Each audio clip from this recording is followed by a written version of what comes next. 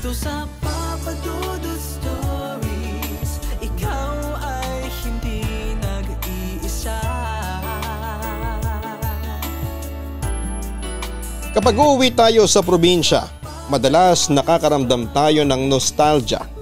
Lalo na kapag nakita mo yung mga lugar na madalas ninyong tambayang magkakaibigan noong bata at mga bagay na tanging sa probinsya mo lamang makikita. Gaya ng bukirin, kalabaw at syempre ang katahimikan. Payapa ang puso at napakasarap magmuni-muni kapag uuwi kami ng probinsya. Hindi kagaya sa Maynila na parang lagi nagmamadali ang lahat. Nagmamadaling pumasok, nagmamadaling umuwi, nagmamadaling tumanda at nagmamadaling mamatay. Kapayapaan man ang inaasahan ng karamihan sa pag-uwi sa kani-kanilang probinsya. Hindi naman maiiwasan na makaranas ng kababalaghan ang iilan. Kagaya na lamang ng aking naranasan sa pag-uwi ko sa aming probinsya nung ako ay bata pa. Dear Papa Dudut, itago niyo na lamang po ako sa pangalang Isko. 35 years old at nakatira dito sa Marikina ngayon. Lumaki ako nakasama ang mga magulang ko at ibang kapatid. Sa Marikina na kami nakatira noon pa man pero noong bata pa ako. Madalas kami na magbakasyon sa probinsya ni nanay. Uuwi ulit kayo ng probinsya? Tanong ng kaklase kong si Lani. Malapit na kasi ang summer vacation. Oo, tugon ko habang nag-aayos ako ng mga gamit ko. Tapos na kasi ang klase namin. Masaya ba dun sa probinsya na pinagbabakasyonan ninyo? Tanong ng isa ko pang kaklase na si Deo. Sakto lang. Medyo boring din kasi at walang TV dun sa bahay. Wika ko. Boring nga yan kasi hindi ka makakapanood ng mga cartoon. Ang sabi pa ni Deo. Oo nga eh. Ayoko nga sanang sumama pero hindi naman po pwede. Ang sabi ko. Bakit hindi pwede? Tanong ni Lani. Ayaw ni mami na maiwan ako mag-isa sa bahay kaya isasama na lang daw ako sa bakasyon sa probinsya. Sabi ko nga nandun naman si tita para bantayan ako pero wala pa rin daw siyang tiwala. Wika ko. Kasi nga noong isang beses na iniwan ka niya sa tita mo na summer vacation, napaaway ka doon sa isang kapitbahay ninyo. Ayaw niya lang siguro na maulit yon, ang sabi ni Lani. Hindi ko naman kasalanan kung asartalo pala yung kapitbahay namin na yon. Natalo lang sa laro, nagalit na kaagad. Ang laki niyang bata tapos kung makapagsumbong sa nanay niya akala mo, nabugbog ko. Natatawang pagkakwento ko. Di ba muntik pa kayong mapabarangay noon? Tanong ni Deo. Oo kasi tropa sa tropang naging away. Akala ata niya hindi namin sila atrasan. Porke mga dayo sila sa lugar namin ang lalakas ng loob maghamon ng away. Pero magsusumbong din pala sa mga nanay nila. Natatawang sabi ko. Mga duwag talaga. Nadaan lang sa yabang at tangkad. Sabi pa ni Deo. Sinabi mo pa. Pero pagdating sa suntukan, wala naman palang binatbat. Buti nga't di na bumalik yon sa lugar namin. Kung hindi away na naman ang aabuti namin sa kanila. Wika ko pa. Medyo palaway din talaga ako noong bata pa ako, Papa Dudut. At aaminin ko na medyo mayabang din. Lalo na at noong panahon namin, hindi uso ang social media o internet. Wala ring smartphone o cellphone kaya wala kaming ibang pinagkakaabalahan kung hindi ang mga larong pangbata. Mga laro na madalas na nagiging dahilan ng mga away kalsada sa lugar namin. Pero iba ang away noon sa away sa panahon ngayon, Papa Dudut. Dahil mabilis kaming napipigilan noon. Hindi kagaya ngayon na nauuwi na sa madugong trahedya ang mga away na nagsisimula sa bata. Nay, hindi po ba talaga pwede na dito na lang ako sa Marikina sa summer vacation? At sino namang makakasama mo dito? Tanong din ni nanay na noon ay nagliligpit na ng aming pinagkainan sa tanghalian. Si Tita Elma, tugon ko. Nako, hindi pwede kasi hindi ka naman binabantayan ng tita mo na yon. Inahayaan ka niyang makipagbasag ulo sa mga bata sa labas ng kalsada. Kaya wala akong tiwala sa kanya. Wika pa ni nanay. Mabait naman po si Tita Elma, wika ko. Mabait nga at sa sobrang bait munti ka nang mapahamak ng dahil sa kanya, wika ni nanay. Hindi niya naman po talaga ako hinayaan na mapaaway noon, ang sabi ko. Kung hindi ka niya hinayaan, bakit ka napaaway? Bakit ka napabarangay? Kinailangan ko patuloy na maunang umuwi ng Marikina mula sa probinsya nang malamang kong napaaway ka. Natakot ako dahil akala ko kung ano nang nangyari sa'yo. Baka kako napahama ka na kaya nag-decide ako na umuwi ka agad dito sa bahay, ang wika ni nanay. Hindi naman po ako napahamak, ang sabi ko. At sa tingin mo ihahayaan ko pa na mangyari ulit yon? Na mapaaway ka ng nasa malayo ako? Tapos makakatanggap ako ng tawag na may bukol at pasaka dahil sa away na yon? Akala ko pa nga nabalian ka na ng buto at nabasag na yung ilong mo dahil natataranta na rin ng tita mo. Nang makausap ko sa telepono, nanginginig ang boses niya kaya pati ako ay naiyak na rin noon. Aba naman isko, kung alam mo lang ang inabot ng nerbiyos ko ng panahon na yon, kulang na lang ay sigawan ko ang driver ng jeep para paliparin ang sinasakyan namin at makauwi dito sa atin, ang kwento ni nanay. Hindi ko tuloy napigilan ang sarili ko na matawa. O ngayon natatawa ka? Anong nakakatawa sa nerbiyos na ibinigay mo sa akin ang araw na yon? Ha? Inis na sabi pa ni nanay. Wala po nay, wika ko habang nagpipigil pa rin ng tawa. Isko, wag mo akong dinadaan sa pagpapakit mo na yan ha dahil hindi yan na uubra sa akin yan, ang wika ni nanay. Pero kasi mas gusto ko po na dito lang po magbakasyon kesa doon sa probinsya. Nainip po kasi ako doon sa totoo lang, wika ko. Hindi ka maiinip doon dahil makikita mo ang mga pinsan mo. Kaya wag ka nang humirit dyan dahil hindi talaga ako papayag na maiwan ka dito sa Marikina, ang sabi pa ni nanay. Papadudot hindi ko kaagad tinigilan si nanay sa pangungulit na iwan na lamang ako sa Marikina sa summer vacation. May usapan kasi kami na iba kong kaklase at kaibigan na doon kami magkikita at magsasama-sama para magbanding sa bakasyon.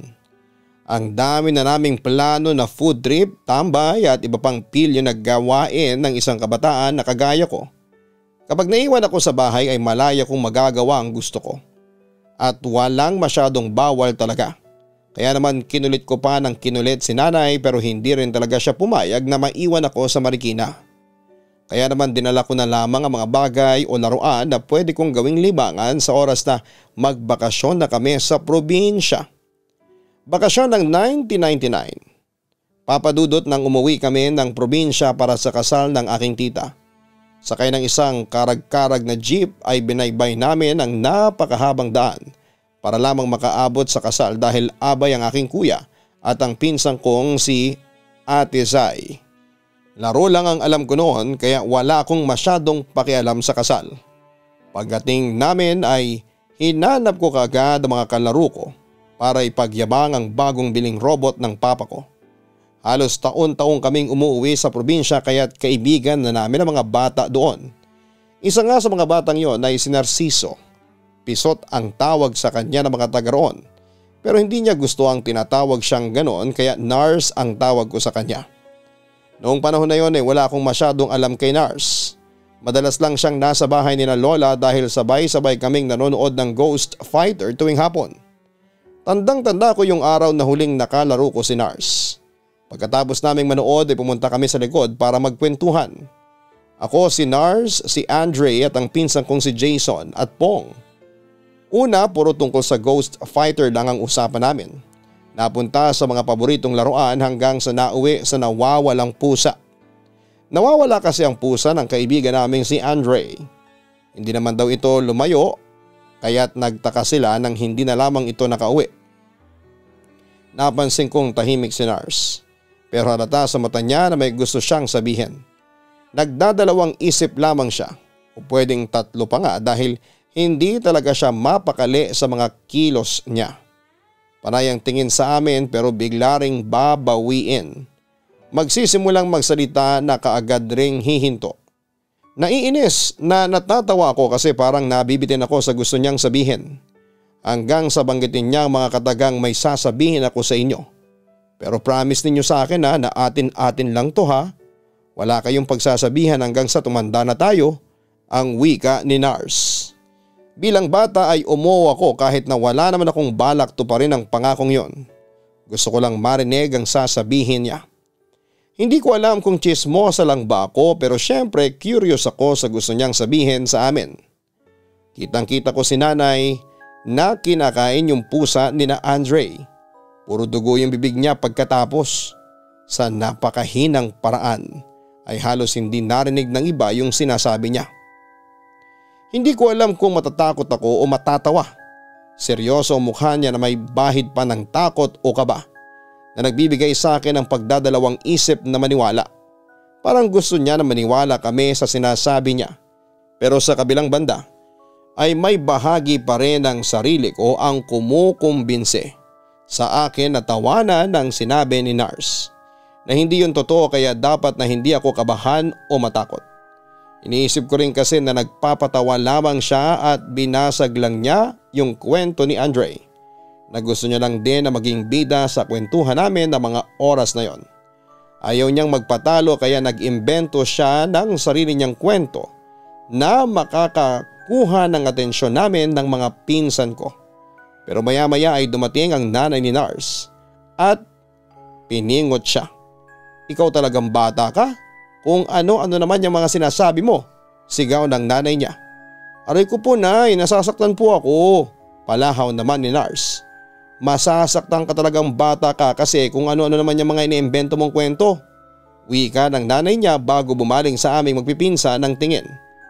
Huwag kayong bastang naniniwala sa batang ito dahil mahilig lang talaga itong magpabida. Kaya ako sa inyo kakalimutan ko na lang ang sinabi ni Nars. Ang wika pa niya. Noong mawala si Nars at ang kanyang nanay ay doon na kami nagkwentuhang magpipinsan kasama si Andre. Ang sabi ni Andre ay may lahi raw na aswang ang pamilya ni Nars. Naririnig ko na rin yun noon pero hindi ko inakalang totoo. Tinanong nila ako kung ano raw ba ang eksaktong sinabi ni Nars. Kaming dalawa lang kasi ni Jason ang nakarinig ng malinaw noon. Ang sabi niya kinain daw ng nanay niyang pusa ni Andre. Wika ko sa nanginginig na boses. Nang mga oras na yun kasi, Papa Dudut ay tuluyan na akong nilamon ng kaba at takot kaya pati ang boses ko ay nanginginig na rin. Talaga? Yun ba talaga ang sinabi niya? Tanong ni Andre. Baka nagkakamali ka lang sa rinig mo Isko, wika pa niya. Tama si Isko sa sinabi niya dahil yun rin ang narinig ko, segunda naman ni Jason. Ibig sabihin totoong may lahi ng aswang si Nars? Wika ni Andre. Kanino ba narinig yan? Tanong ko habang may kaba sa dibdib ko. Kina Kakang Toming, pinagbawalan kasi nila kami na ng ibang pinsan natin na maglaro malapit dun kina Nars. Baka raw kunin kami ng aswang na nanay ni Nars, lalo na't maingay daw kami. Tugon niya. Wala nang nagsalita sa amin at makahulugang nagtinginan na lamang kami. Maya-maya ay dumating ulit ang nanay ni Nars. Ang nakakagulat ay hawak niya ang pusa ni na Andre. Walang sugat, walang kahit na anumang bakas na kinain niya ito. Kayo ha, kung ano-ano mga pinapasok ninyo sa utak ng anak ko. Sabay abot ng pusa kay Andre at saka umalis. Padabog pa siyang naglakad at nanlilisik pa ang mga mata na tumingin sa amin bago tuluyang nawala. Nakakatakot ang mga tingin niya na yon, para bang may pagbabanta ang dating sa akin. Nang wala ang nanay ni Nars ay bumaling ako ng tingin sa pusa ni Andre. Hawak ito ni Andre at nang hahaplusin ng isang kamay ang ulo ay bigla na lamang nagalit. Nagwawala na para bang nais na kumawala mula sa mga kamay ng pinsan ko. At imbes na sumama ito sa kanya ay kinalmot pa siya nito. Para bang hindi siya kilala ng pusa. Tinawag niya ito ng ilang beses pero hindi lumilingon. Hanggang sa tumakbo ito papunta sa kakahuyan. Ang sabi pa ni Andre ay hindi raw yun ang pusa nila. Kamukhang kamukha raw pero hindi raw sa kanila yon dahil hindi siya kilala. Ang pinagtataka namin ay paanong narinig ng nanay ni Nars ang sinabi niya, samantalang napakalayo ng bahay nila sa amin. Nagtaka rin sina Andre at Pong dahil sila nga mismo ay hindi masyadong narinig yung sinabi ni Nars. Naalala ko na Biyernes ang araw na yon, 2 araw bago ang kasal na gaganapin ng Linggo. Ang sabi ng lola ko ay malakas daw ang pandinig ng mga aswang tuwing Biyernes. Year 2000. Nang mga panahon na yon, Papa Dudut, ay naging mailap sa amin si Nars. Hindi na niya kami sinasamahan. Hindi na siya nakikipaglaro sa amin. Kapag susubukan namin siyang kausapin ay tatakbo siya. Sinubukan namin siyang harangin at tanungin kung naaalala pa ba niya yung mga sinabi niya. Hindi ako makapaniwala sa sagot niya. Sino ba kayo? Hindi ko nga kayo kilala eh. Hindi ko alam kung nagpapanggap lang si Nars. Imposible kasing hindi niya kami kakilala dahil taon-taong kaming nagkakalaro. Si Andre na hindi naman umalis, mas lalong imposible na hindi niya kilala. Tumakbo si Nars palayo pero makikita mo talaga sa mata niya na hindi niya kami kakilala. Para bang yun lang ang unang beses na nakita niya kami. Kwento ni Andre, pagkatapos daw ng pangyayari noong 1 taon, matagal na hindi lumabas si Nars sa bahay nila. Hindi rin daw ito pumasok sa eskwela ng buong taon. Sa tuwing dadaanan daw niya si Nars para makipaglaro ay palagi raw siyang tinataboy ng nanay nito. Hindi ko alam kung anong nangyari pero para bang ibang tao na si Nars. Hindi na siya yung Nars na nakilala namin. Hindi na siya yung Nars na kaibigan namin. Year 2008. Matagal akong hindi nakabalik sa probinsya. Matapos ang pangyayaring yon, siguro'y 2 beses na lang kaming nakauwi. Pero parehas saglit lang. Kung di ako nagkakamali ay 2 o 3 araw lang ang tinagal namin sa probinsya at umuwi na rin kaagad sa Maynila. Nagiba na yung trip naming magkakaibigan. Hindi na kami naglalaro at nagpapayabangan sa mga laruan. Mas madalas na naman kaming tumatambay at patagong umiinom ng lambanog. Pagandahan din kami ng mga babaeng nakarelasyon at nakafling namin. Madalas si Andre ang tampulan ng tukso dahil wala pa siyang nagiging girlfriend. Saka na raw kapag napunta na siya ng Maynila. Ayaw niya raw kasing patusin ang mga babae na nakasabay niyang maligo sa ilog ng hubot-hubad noong araw. Isang araw habang nagiinom kami, napag-usapan namin si Nars. Nagulat ako dahil namatay na pala ang nanay niya. Doon ko nalaman na ampon lamang pala siya. Maging si Andre ay nalaman lang yun noong namatay ang nanay ni Nars. Wala kasing ibang kamag-anak na pumunta. Mag-isang nagluksa si Nars. Noong tanungin ko kung nasaan si Nars ay mas nalungkot ako. Nawala daw sa katinuan ng dati naming kaibigan. Nangyari yon ilang buwan matapos mamatay ang kanyang nanay. Sabi ni Andre, naging palaboy daw si Nars at hindi na umuwi sa bahay. Usap-usapan noon na maaaring hindi kinaya ni Nars ang pagsali ng kakayahan ng kanyang nanay bilang isang aswang. Sabi pa ni Andre, hindi raw ito pwedeng tanggihan ni Nars dahil hindi mamamatay ang katuwang lupa ng kanyang nanay hanggat hindi na isasalin sa kanya ang pagiging aswang. Patuloy daw itong mahihirapan hanggat walang tumatanggap na kamag-anak at dahil si Nars lang ang natitirang kamag-anak, sa kanya lamang ito pwedeng ipamana. Ang totoo, habang kinikwento yon ni Andre sa amin ay hindi ako naniniwala. Siguro'y dahil wala namang gaanong mga kwento pagdating sa Maynila. Wala na rin kasi sa edad ko ang magpauto sa mga kwentong kagaya noon at hindi na rin ako natatakot. Pero isang araw bago kami umuwi ng Maynila ay nangyari ang isang bagay na magpapabago sa aking paniniwala. Dumalo kaming magkakaibigan sa pista sa katabing barangay. May ipapakilala raw kasi sa akin si Andre kaya talaga namang pinaghandaan ko ang gabing yon. Libre din ang alak at pagkain at naging masaya ang gabi namin noon. Pero kaagad itong napalitan ng takot. Hindi ako masyadong umiinom ng gabing yon dahil ako ang nakatokang mag-drive ng tricycle pa uwi. Wala rin namang aasahan sa mga pinsan ko, lalo na kay Andre na hindi umuuwi sa inuman ng hindi lasing. Habang nagmamaneho ako sa kahabaan ng kalsada ay nakaramdam ako ng tawag ng kalikasan. Itinabi ko muna ang tricycle at nagpaalam sa mga kasama ko na iihi lamang sa damuhan. Naputol ang aking pag-ihi nang makita ko ang isang silhweta na nakatuwad hindi kalayuan sa kinakatayuan ko. Dahan-dahan akong lumapit sa tricycle at binuksan ang ilaw para makasigurado sa aking nakikita.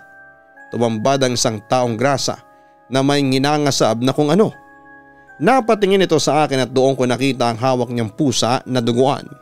Napakadungis niya at halos hindi mo na makikilala sa sobrang kapal ng buhok at itim ng kanyang mukha. Pero kilalang kilala ko yung taong nasa harapan ko. Kilalang kilala ko sa mata ang kaibigan ko. Hindi ko makakalimutan ang titig niya na parang sinasabing hindi niya yun gusto. Kitang kita ko sa mga mata ni Nars ang isang kaibigan na humihingi ng saklolo. At nang akmang lalapitan namin siya ay mabilis siya noon na tumakbo. Papadudot yun ang huling beses na nakita ko si Nars. Wala na kaming naging balita pa sa kanya. Ang sabi ng iba ay nabaliw daw si Nars. Pero iba ang paniniwala ko noon. Alam ko na hindi sakit sa pag-iisip ang dahilan kung bakit naging ganon ang kaibigan ko. Kung ano man ang dahilan na yon ay hahayaan ko na lamang ang ating mga kaistorya na magbigay ng kanya-kanyang opinyon. Dito ko na rin po tatapusin ang sulat ko. Maraming salamat po sa inyong oras. Lubos na gumagalang, Isko. Maraming salamat, Isko, sa pagsulat mo dito sa aking YouTube channel. Hindi ako eksperto pagdating sa kung ano ang sakit ng isang tao o kung ito ba ay may sakit sa pag-iisip. Pero maraming pwedeng maging dahilan kung bakit sinapit yon ng kaibigan mong si Nars. Siguro ay kailangan lang maging bukas ang ating isipan sa kahit na anong posibleng dahilan. Dahil mahirap manghusga ng kapwa natin lalo na at hindi natin alam ang kanilang mga pinagdadaanan. Hindi natin alam ang kwento ng kanilang buhay. Ang buhay ay mahiwaga, laging may lungkot at saya. Sa Papa Dudut Stories, laging may karamay ka.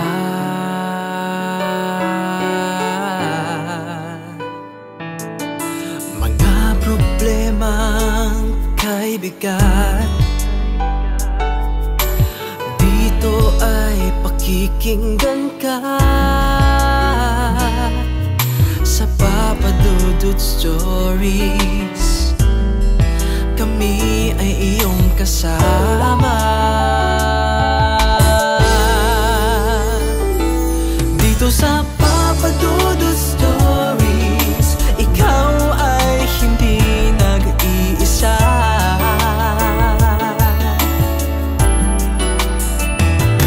Dito sa Papa Dudut Stories, may nagmamahal sa'yo. Papa Dudut Stories, Papa Dudut Stories,